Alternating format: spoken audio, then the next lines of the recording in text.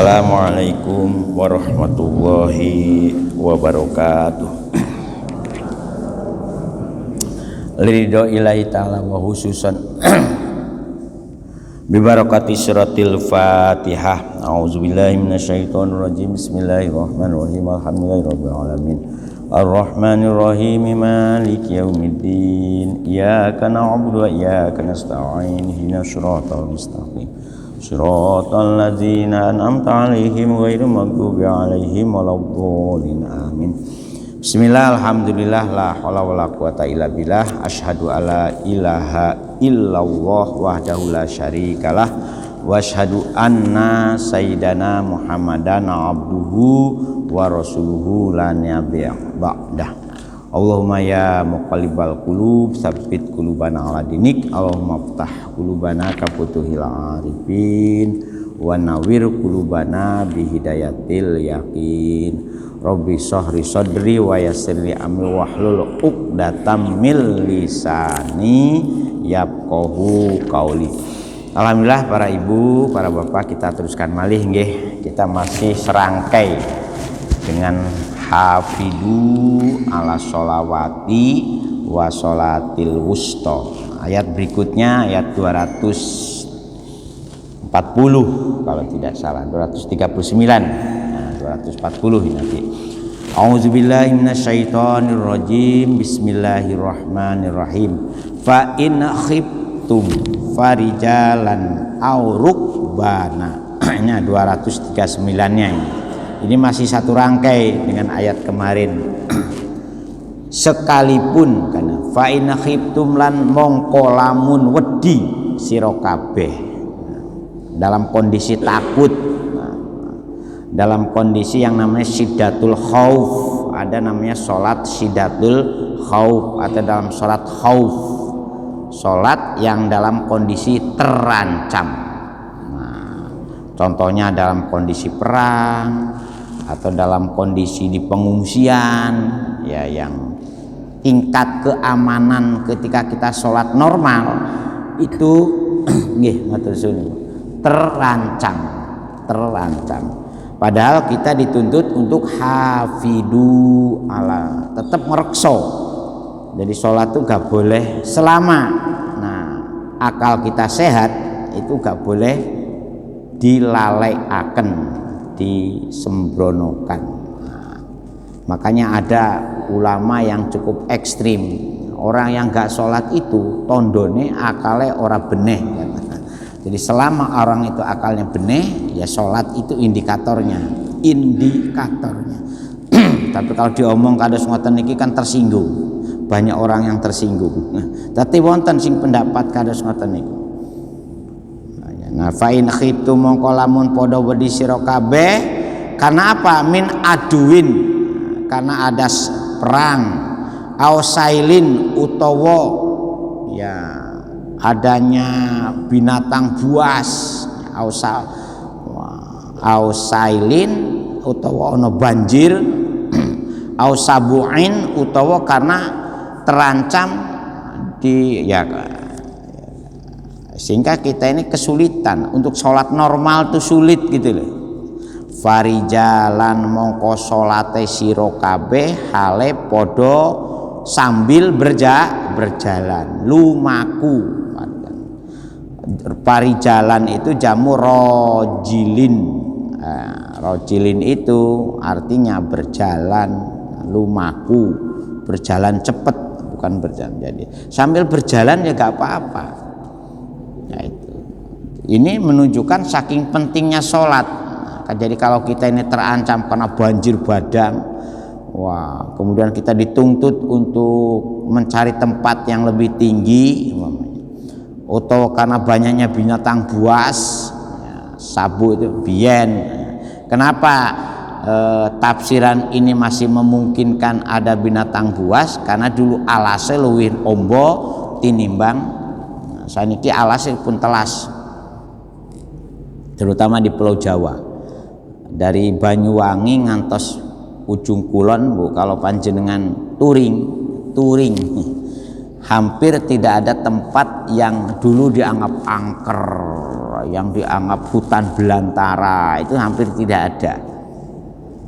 Semarang saja itu yang dulu antara Jawa Tengah itu ada namanya Alas Roban. Ya, ada pernah dengar enggak Bu Alas Roban? Nah, ini saniki kathah warunge Alas Roban. Bahkan sekarang ini akses untuk Alas Roban itu relatif sepi setelah adanya tol. Saya kemarin keturutan pulang ke Jawa Barat lewat Alas Roban lagi, tapi sepi, nggak ada kendaraannya, ini udah mulai berkurang. Walaupun ada 3 jalur lama pertama, jalur lama kedua, dan jalur yang ketiga itu yang muter agak landai. Banyuwangi juga begitu. Dulu kalau kita ke Banyuwangi itu ada namanya yang tempat apa? Katanya dulu anak kerbau liar, anak binatang sing ini. Sekarang hampir tidak ada. Di tengah-tengah hutan itu bahkan sekarang ada tempat-tempat rekreasi. Ya, jadi relatif aman, baik lewat Kemitir ya maupun lewat utara ke Banyuwangi. Hampir relatif ini Bu sekarang ya. Lewat Parsela juga tuh, Parter Selatan ada Parsela, ada Pantura kan sekarang ini. Ya monggo kalau ada waktu kita jalan-jalan untuk menikmati. Nah, sehingga toangan-toangan tuh gak ono saniki Bu. Musatan hale lumaku, jadi parijalan itu sholat toh, jadi saking hafidu itu gak boleh ditinggal, maka dalam kondisi apapun sholat ini harus dilaksanakan. Rukbanan utawa sholat sambil numpak kendaraan, nah, boleh Bu. Nah, ya kalau jenengan sholat sunnah umpamanya sholat apa naik pesawat terbang, apa naik motor ya kadang-kadang kalau praktekan juga itu kalau kurang sunat-sunat yang kurang ya sholat sunat kan Bu. Dan menghadap kiblatnya nggak perlu golek arah kiblatnya kemana kalau dalam kendaraan itu ya sesuai dengan lajunya kendaraan menghadapnya kemana. Rukbanan itu kata jama dari rokibin. Jadi istilah bahasa Arab itu kan ada jama, ada mufrad, ada musanna, tasniyah. Nah ini rukbanan tuh katanya itu disebut dengan kata jama, kata rokibin. Rijalan itu jama kata rojilin. Nah, itu. Tapi ya gak usah di inilah. Ini menunjukkan saking pentingnya sholat. Jadi solu rukbanan, sholat atau siro sambil numpak kendaraan. Kaifa amkana mustaqbilai kiblati, ya, jadi gak usah dipikirkan menghadap kiblatnya kemana ya, itu kalau dalam sholat dalam perjalanan atau sholat dalam kendaraan.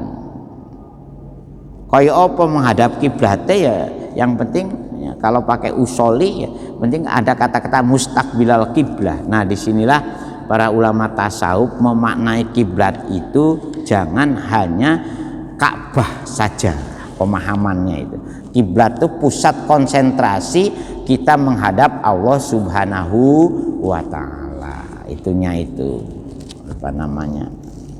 Ya zikirnya itu jadi pusat menghadap. Makanya disitulah kenapa kita ini harus menghargai, harus menghormati ada ulama-ulama tasawuf ya. Kemudian ulama tasawuf itu membentuk jamaah yang dikenal dengan torikoh ya, adanya torikoh itu sebetulnya dalam rangka meningkatkan ingat kita pada Gusti Allah, sebab fungsi dari segala ibadah mahdoh itu yang murni diajarkan oleh Rasulullah, dicontohkan oleh Rasulullah, substansinya itu zikir. Nah itu faida amantum fadkurullaha kan kama allamakum malam takunu ta'lamun. Jadi substansi yang paling ininya itu esensi sholat itu zikir. Nah, kiblat itu sebagai upaya untuk memfokuskan konsentrasi kita kepada zikirnya itu. Sebetulnya itu menurut ulama tasawuf. Makanya pemahaman zikir dalam konsep ulama tasawuf itu betul-betul dielmoni saestu.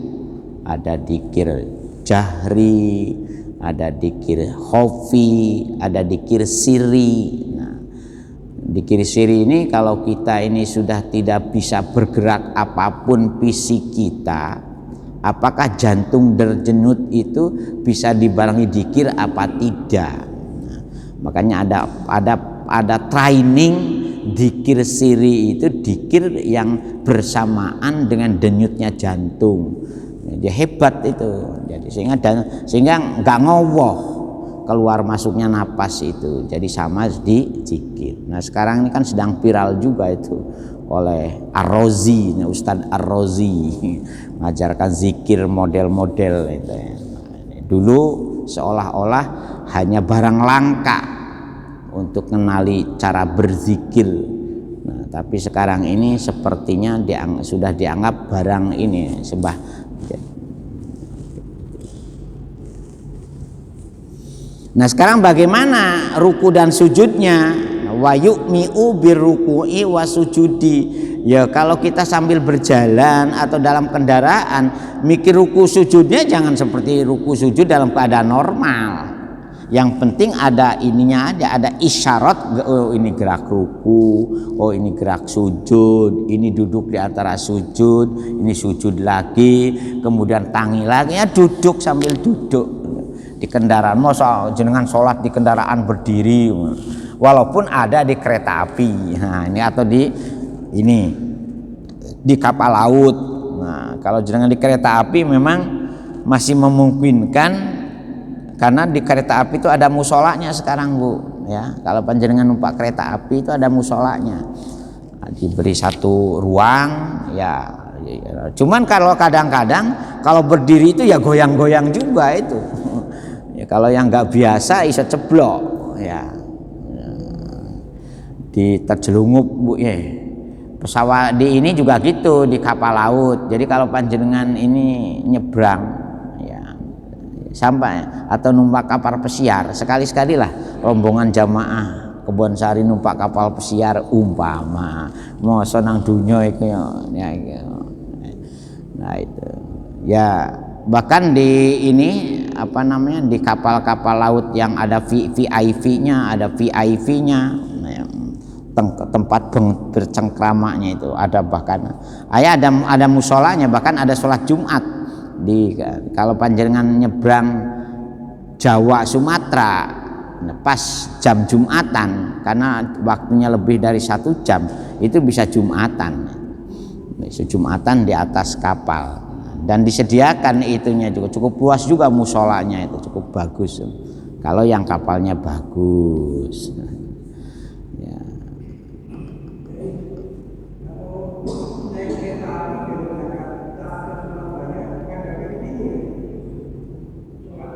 Nggih, ada musolanya Pak. Kalau panjenengan mau sholat, kalau tidak sholat sambil duduk, umumnya ada musolanya. Nah, baik kereta api yang kelas ekonomi, bisnis, atau yang eksekutif itu ada. Saya pernah mempraktekkan masalah itu, semua sudah saya praktekkan di kereta api ya pernah, di kapal penyeberangan pernah, di pesawat, waktu haji, waktu kemana di pesawat. Gimana tayamumnya kalau di pesawat itu kan nggak ada, pernah diperdebatkan. Ya kan di pesawat tuh relatif tidak ada debunya, atau kalau menggunakan tayamum. Tetapi ada juga ulama-ulama yang memberi ini tugas berat. Tugas berat itu artinya gini, setelah sholat untuk lihurmatil waktu, jadi ada sholat itu istilah sholat lihurmatil waktu.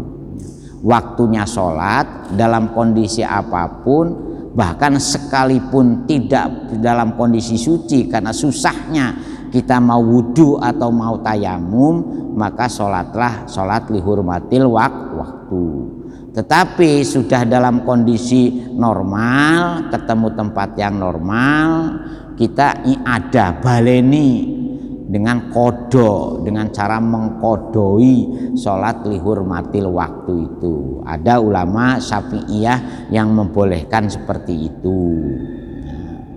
Sehingga sholat-sholat yang nggak normal seperti sholat dalam kendaraan karena kesulitan untuk bersucinya. Tapi kalau di kereta alhamdulillah airnya juga banyak Pak sekarang ini. Jadi di kereta api ini relatif sekarang ini ya, kamar kecilnya juga bersih, wudu juga bisa. Yang nggak boleh itu di pesawat terbang Pak. Di pesawat terbang tuh nggak boleh wudu Pak. Walaupun ada juga yang double kadang-kadang, sehingga kamar kecilnya itu jadi basah dan itu membahayakan penerbangan. Ya, yang nggak ngerti cara menggunakan toilet di pesawat terbang ini kadang-kadang ada juga itu yang kasihan itu pramugarinya itu kalau sudah ngepelnya.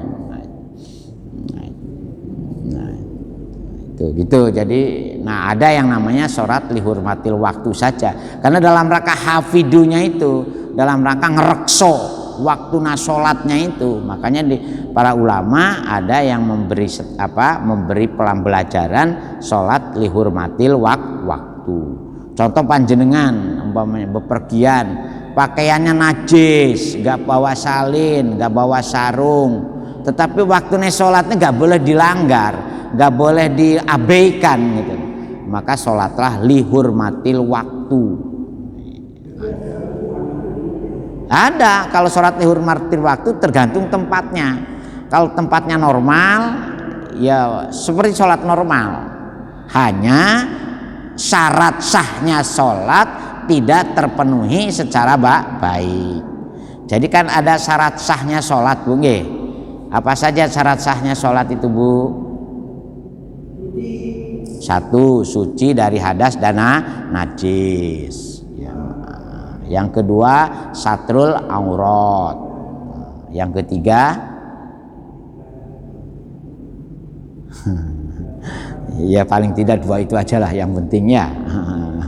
Yang ketiga itu istiqbalul kiblah, mencari arah menghadap kiblat itu dalam kondisi normal. Seperti di kita seperti ini, masjid ini insya Allah ketepatan ininya itu mustakbilal kiblatnya itu insya Allah, karena kita ngitungnya dulu cukup cermat ya. Ketika bangun masjid ini nggak sembrono, makanya ketika ada miring-miring ini harus miring kan, insya Allah masjid kita ini memenuhi kriteria mustakbilal kiblahnya itu tepat insya Allah. Karena pakai alat barang dulu tuh ketika kita bangun pertama setelah masjid lama dirobohkan itu, jadi gak sembrono lah. Nah tapi kalau dalam kondisi dalam perjalanan, dalam berkendaraan itu gak penting jenengan kiblatnya menghadap ke mana. Bayangkan kalau jenengan dari Jakarta ke Surabaya menghadapnya ke timur itu sholatnya kalau dalam kendaraan ini. Walaupun disediakan tempat sholat arahnya ke barat ya gak bisa tepat. Karena apa? Nah makanya sholat-sholat yang dalam kondisi khauf ya, apalagi nanti ada sholat kondisi syiddatul khauf, sholat di tengah-tengah perang, maka jamaah itu barisan ininya sholatnya itu ada yang menghadap musuh ya, ada yang menghadap kiblat normal, ada yang menghadap ke utara. Kalau jadi tergantung bagaimana kita diancam oleh musuh. Nah, insya Allah nanti ada ayat yang jelentreh dari sekian banyak ayat sholat dalam Al-Quran, yang paling jelentreh yaitu menjelaskan tata cara sholat dalam kondisi syiddatul khauf ya, di tengah-tengah perang yang bergejolak. Ya, mungkinkah kita ini akan terjadi lagi perang seperti itu? Nah, kalau menurut para ulama, selama dalam Al-Quran itu bunyi ayat itu ada, selama itu pula sebenarnya kondisi akan kita alami. Cuman ya mudah-mudahan ojo sampai keturutan melok kondisi perang. Wis kadung enak zaman aman nggih. Bagaimana kaya nang Ukraina, bagaimana kalau sholat di Palestina ini kan viral lagi itu, sedang sholat kemudian ditembaki sama gas air mata atau sama peluru itu sampai ada yang itu, sedang jamaah apa namanya, atau seperti tempo hari juga sedang sholat berjamaah tahu-tahu ada gempa ini kan sampai sholat goyang. Nah, ini kategori sholat-sholat seperti itu sholat kondisi tidak normal. Jadi dalam Islam ini ketika kita melaksanakan tuntunan ajaran agama ada yang dikenal dengan zaman normal dan zaman tidak normal. Zaman normal itu disebut dengan zamanut tahyir. Kalau zaman tidak normal disebut dengan zamanud darurah. Kondisi darurat. Dalam kondisi darurat itu sesuatu yang sempurna boleh dilaksanakan dengan seadanya. Gitu, Pak. Itu yang harus kita pahami. Ya. Seperti dulu zaman sahabat itu, ada sahabat suami istri yang hanya punya sarung satu, sehingga ketika nutup aurat itu gantian ketika sholat. Itu sarung yang suci tentu. Sehingga ketika si sahabat ini usul ke Rasul sampai 3 kali, ya Rasul, kondisi ekonomi kula niki kok terpuruk-puruk. Des pundi panjenengan doakan supaya saya jadi orang kaya. Ternyata setelah jadi orang kaya lupa, maka dikenallah dengan namanya saklabah kan itu. Sama dengan ketika zaman Nabi Musa, Korun itu awalnya melarat, ya, tetapi merengek-rengek kepada Nabi Musa, akhirnya dia kaya raya itu kan, sampai kuncinya saja tidak kuat diangkat. Orang-orang kaya itu biasanya menjadikan keterbuaian orang yang tidak kaya. Makanya dalam surat nanti ketika cerita Korun kita akan bagaimana sikap yang paling ideal ketika kita di dunia ini dihadapkan kepada ujian miskin dan ujian kaya.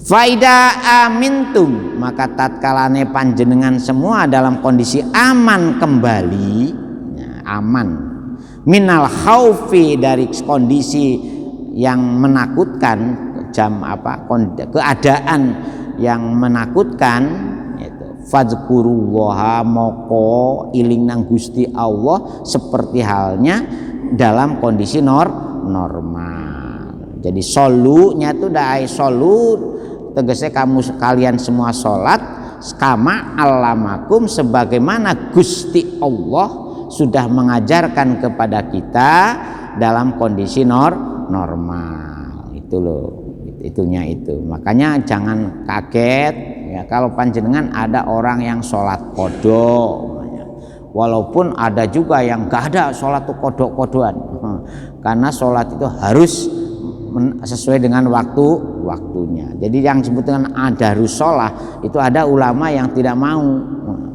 adanya udurnya sholat itu gak. Kalau kita masih, contohnya kejenengan sakit zaman COVID kemarin itu kan ada juga orang yang diisolasi dalam kondisi yang sulit melakukan apa saja karena kondisinya tetapi secara akalnya sehat. Itu kondisi akalnya normal, tetapi karena diisolasi nggak boleh kosan macam-macam, sehingga apalagi diimpus macam-macam. Nah gimana sholatnya? Nah kondisi-kondisi seperti itu, nah, kita bisa meniru sholat dalam kondisi khauf, kondisi yang menakutkan. Tetap harus dipraktek. Waktunya duhur ya dia praktekkan duhur, tetapi kalau sudah normal, sudah sehat, sudah kembali dalam kondisi di alam yang wajar, ya dikodoi. Nah, kalau ada yang kodo sebanyak berapa jumlah sholat yang kita tinggalkan, atau ada juga yang ulama yang memberi kompensasi atau bayar kiparat. Kiparat karena kita tidak melaksanakan sholat. Termasuk ini orang sakit sampai meninggal dunia, maka muncul perdebatan bagaimana ketika orang sakit itu tidak mengerjakan sholat. Ada yang membolehkan bayar kiparat Seperti halnya kita tidak melaksanakan ibadah puasa. Kalau puasa saja boleh dibayar fidyah, maka sholat pun kalau istilah sholat namanya kifarat, kompensasi dari pembayaran denda. Monggo, ada yang memberi pendapat seperti itu ya.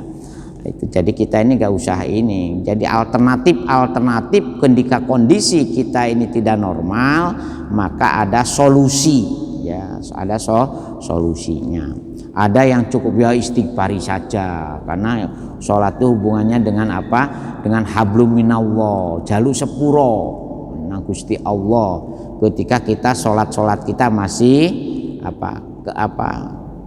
kelindran ya, gara-gara kondisi yang tidak normal. Tetapi sebaiknya ya ikuti saja ulama yang memberi kompensasi. Apakah panjenengan bayar qada atau bayar dendanya, katakanlah seperti itu. Itu kalau kita pernah berada di dalam kondisi yang tidak normal zamannya. Jadi ukurannya akalnya sehat Pak, sholat itu. Kalau akal kita sehat, bisa membedakan oh ini sing ayu, oh ini sing elek Pak Yahya, sholat tetap harus wajib Pak Yahya ya. Oh ini makan sambal pedas, makan sambal ora pedas, berarti rasanya normal, sholat tidak boleh ditinggalkan. Fazkuru moko sholat sirna. Sholat di sini fazkuru itu maksudnya dzikir kan, tetapi maksudnya sini sholat. Moko sholat sira kabeh sebagaimana Gusti Allah pernah mengajarkan kita tata cara sholat dalam kondisi normal kan itu. Kama kaya barang kang alama kaus mengulangi sapa Gusti Allah kum ing sira kabeh malam takunu ing dalam barang kang atau dalam kondisi ya, dimana kita dalam keadaannya seperti dalam keadaan normal. Tak lamuna kang padha-padha berusi sira kabeh. Ini ayat ini mentahqiq atau mengokohkan bahwa hafidu itu tidak boleh diremehkan. Merawat sholat, beristiqomah sholat sesuai dengan waktunya itu tidak boleh diremehkan. Nah, mengapa ayat ini juga perlu diturunkan oleh Gusti Allah kepada kita? Katanya ini dijelaskan ya, qabla talimihi mim faraidiha wa huquqiha wal kaf utawi huruf kaf kama ka-nya itu iku bimana mislin sebagaimana, seumpama, itu kalau memang diartikan secara khusus gitu. Wama utawi kama, maknya ini itu mak masdariyah au mak mausu, maka diartikan komo koyotoh panjenengan wis mendapatkan pembelajaran saka Gusti Allah dalam kondisi normal. Ten itunya itu nggih. Kita teruskan. Ada yang mau ini dulu, mau tanya dulu, monggo kalau mama. Nggih. Kondisi. Nggih. Nun sewu Bu nggih. Waalaikumsalam.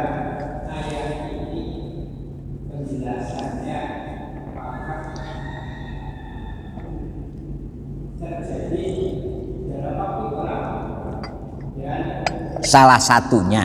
Nah.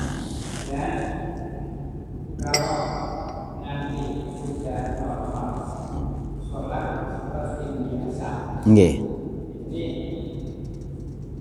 Apakah ini yang dimaksud dihormati waktu, dan dihormati waktu itu apa istihad ulama? Ya. Dan apakah tidak sah adanya masjid Qiblatain ini? Ya, kalau masjid Qiblatain dulu lah. Kalau masjid Qiblatain ini masjid yang pernah dijadikan sholat Rasulullah dengan sahabatnya menghadap kiblatnya ke dalam kedua tempat. Yang satu ke Baitul Maqdis, kemudian ada perintah fawalli wajhaka masjidil haram. Itu masjid Qiblatain yang sampai sekarang masih ada. Kalau panjenengan haji atau umroh biasanya diajak Ada yang kober sholat, ada yang tidak kober sholat. Karena yang tidak kober sholat, karena di sekitar Masjidil Qiblatain itu banyak objek dibikin banyak destinasi wisata. Bahasa sekarang kan istilah destinasi wisata. Tetapi kalau jadi ada masjid yang langka-langka di Mekah itu kan ada Masjid Qiblatain, ada Masjid Jin, masih ada. Cuman Masjid Jin karena ditutup kan nggak boleh. Karena kadang-kadang disalah tujuan kan. Kalau pengin sugih jenis sholat di masjid jin kan. Wah kan ono meneh kan. Ya itu Pak kalau. Nah, kalau sholat khauf ini sholat memang dalam kondisi yang tidak normal. Itu dibenarkan kita itu karena apa? Karena sholat tidak boleh diabaikan ketika sudah datang waktunya sholat wajib. Berbeda dengan sholat sunnah memang. Kalau sholat sunnah itu memang ada kelonggaran.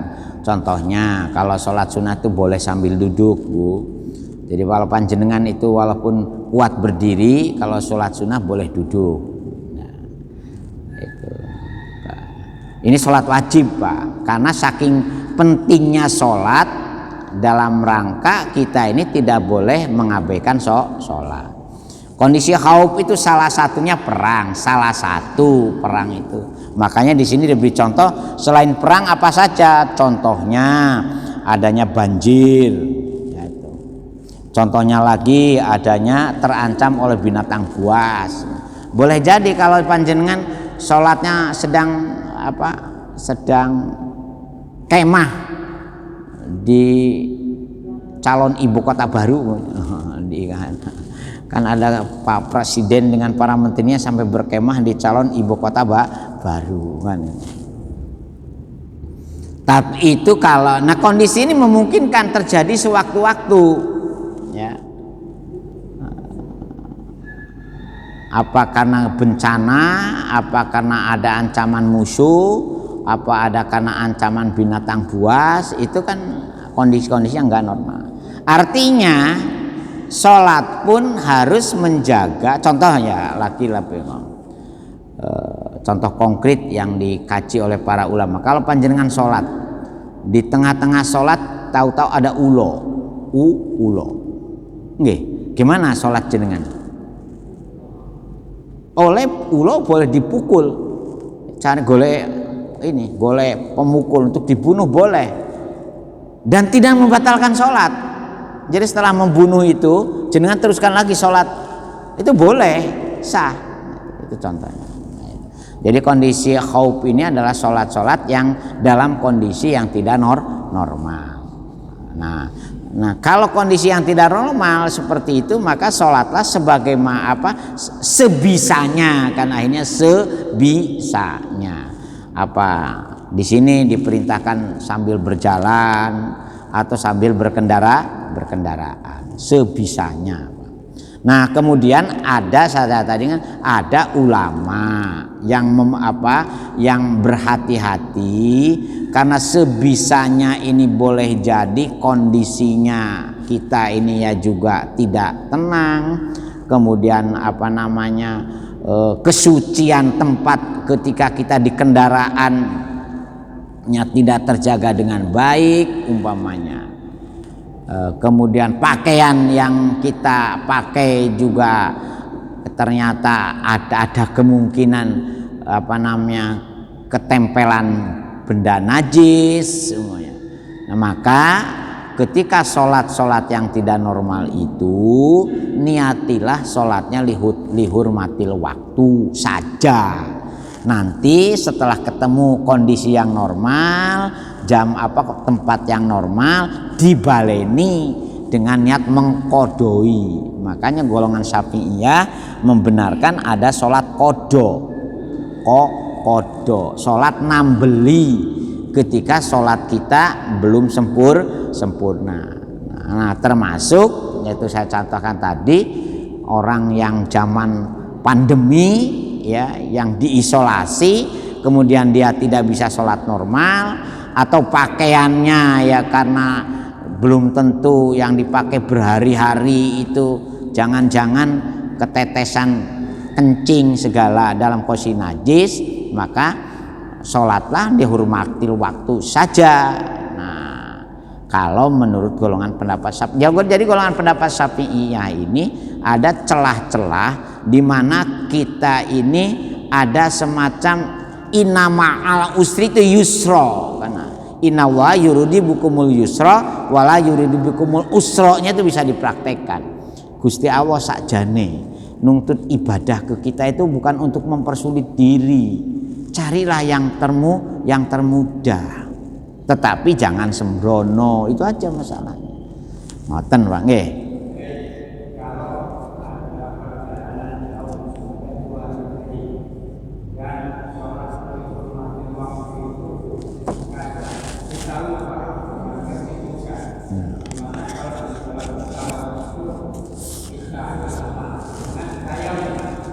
Ya tidak apa-apa. Saya mengikuti yang boleh tayamum untuk menempelkan tangan di kursi pesawat atau di dinding pesawat. Walaupun ada yang meragukan debunya ono apa ora. Apa betul debu dari tanah apa kan itu. Tetapi saya masih mengikuti pendapat yang boleh bertayamum dengan cara apa saja. Yang penting kita meyakini di situ ada debu. Jadi kalau jenengan ke Amerika atau ke Australia itu memang nggak bisa itu kalau tidak sholat tidak di pesawat, atau ke Mekah ya. Ke Mekah ini kan sekarang non stop ya, perjalanan 10 jam ya, paling cepat kan 10 jam ke Mekah ya. Ada waktu sholat ya pakai tayamum boleh Pak, yakini aja. Nah, jadi makanya kita ini jangan terlalu fanatik dengan beda pendapat di saat kondisi kita sulit.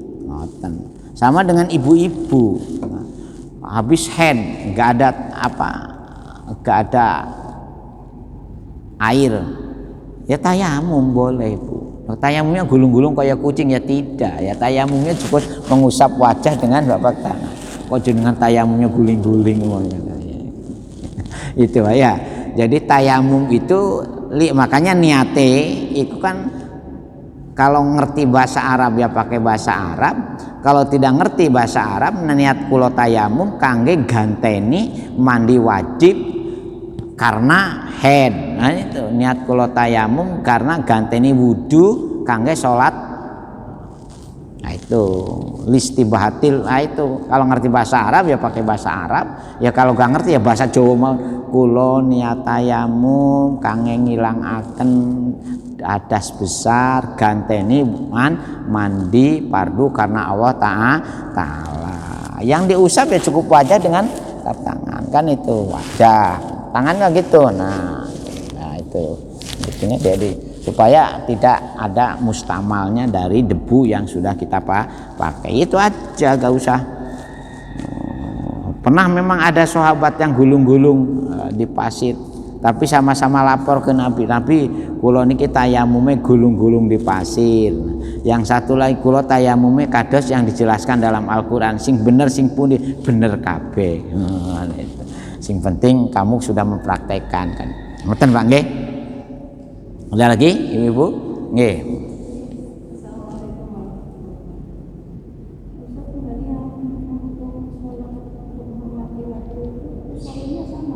Sama. Ya cuman ada kata-kata lihurmatil waktu saja. Niat kula salat duhur 4 rakaat fardu karena menghormatil waktu, fardu karena Allah Ta'ala. Niat itu kalau memang kondisinya dalam kondisi yang tidak normal. Nah nanti kalau sudah kita normal baleni niat kula ganten soli kodoan bukan adaan. Nggih ngoten Pak nggih. Ada lagi? Nah kalau tidak ada ini kita tambahi sedikit ya. Jadi memang sholat itu selama dan jantung berdenyut dan pikiran kita normal, sekalipun fisik kita tidak normal, sholat tetap wajib Pak. Makanya sholat itu bertingkat. Kalau kondisi normal laksanakan secara normal. Lah ini kitanya fisik normal, tetapi keadaan tidak normal, maka kategorinya sidatul sholat khauf atau nanti sidatul khauf. Atau yang ketiga, kondisi akal sehat, jantung tetap berdenyut tapi fisik kita tidak sehat, tidak normal, ya tetap sholat. Nah kalau bisa duduk ya sambil duduk, kalau tidak bisa duduk sambil terlentang, ya kan itu. Nah kalau yang terakhir, kalau kondisi fisik kita tidak sehat, tidak normal, mal, tetapi jantung berdenyut dan pikiran masih normal. Pikiran masih normal itu kalau diberi isyarat dia masih memberi respon. Nah, berarti seperti orang koma.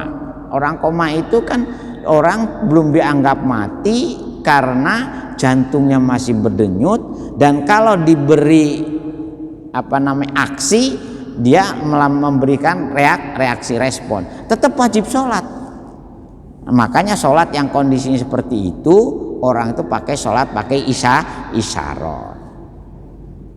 Nah, itu saking pentingnya wajib sholat di situ. Nah ini makanya kalau kita kondisinya, yang pasien ini kalau sudah sakit kemudian di atas amben, nah itu sing gimana itu kan seperti itu kan sudah tidak mungkin yo bersucinya ya juga tidak mungkin kita ini sempurna, kemudian kondisi apa-apa ya tidak mungkin sempurna. Disitulah orang ulama tasawuf berperan. Sholat dengan isyarat itu koyo opo. Nah, gitu. Sholat dengan isyarat itu substansinya seperti apa kan itu.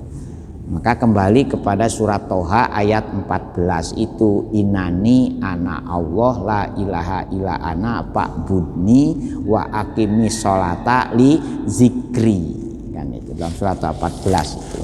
Jadi zikirnya itu ya, nah zikirnya koyo opo kalau mulut sudah tidak bisa ngucap, kemudian isyarat-isyarat gerakan sudah tidak berjalan. Nah kalau hanya jantung berdenyut dengan itunya aja hanya keluar masuk disitulah ulama tasawuf mengajarkan dzikir sirri itu. Makanya kalau ada orang yang mempelajari istilah dzikir jahri, dzikir khafi dan dzikir, jangan jenengan anggap bid'ah. Karena ada kemungkinan kita ini dalam kondisi tertentu kita akan mengalami hal-hal seperti itu. Ten cara nggih. Ya.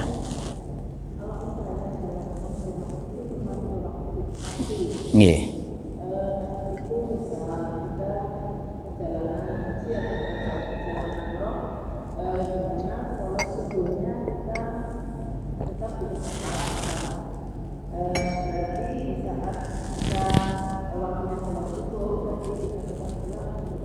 Nggih.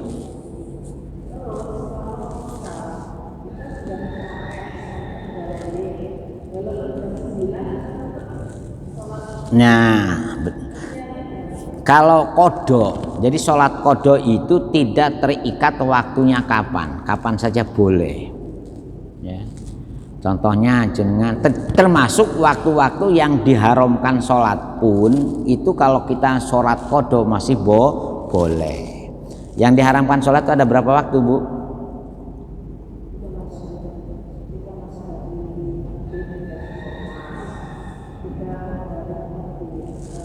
Jadi yang diharamkan sholat itu saat habis sholat subuh sampai terbitnya matahari. Itu gak boleh ada sholat biasa ya. Habis sholat asar sampai terbenamnya matahari. Terus pas tengah-tengah matahari ada di puncer. Qadrumin sampai bergerak satu melampaui ayang-ayang. Jadi pas itu. Jadi itu tuh haram sholat. Kecuali ada sebab.